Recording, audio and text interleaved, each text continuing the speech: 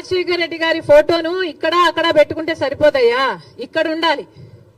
ఇక్కడ ఉంటే రాజశేఖర రెడ్డి గారి ఆశయాలు ఈరోజు నిలబడిండు.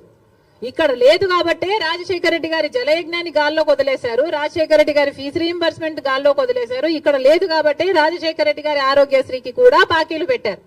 రాజశేఖర రెడ్డి గారు అంతగా చెప్పుకుంటున్నారు కదా, మరి రాజశేఖర రెడ్డి గారి వర్ధంతి మొన్న జరిగిందయ్యా, 75వ వర్ధంతి. ఏం చేశారో చెప్పండి.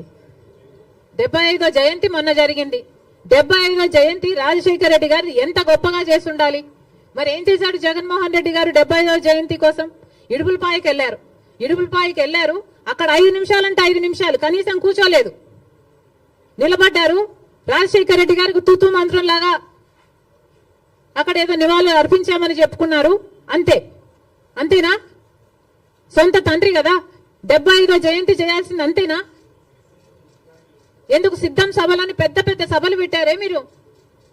పెద్ద పెద్ద హోర్డింగ్లు పెట్టుకున్నారు కదా, కోట్లు ఖర్చు పెట్టారు కదా, ఒక్కొక్క సభకి 30 కోట్లు 40 కోట్లు ఎంత ఖర్చు పెట్టారు సిద్ధం సభలకు? మరి రాజశేఖర రెడ్డి గారి కోసం ఒక సభ ఎందుకు పెట్టలేదు మీరు?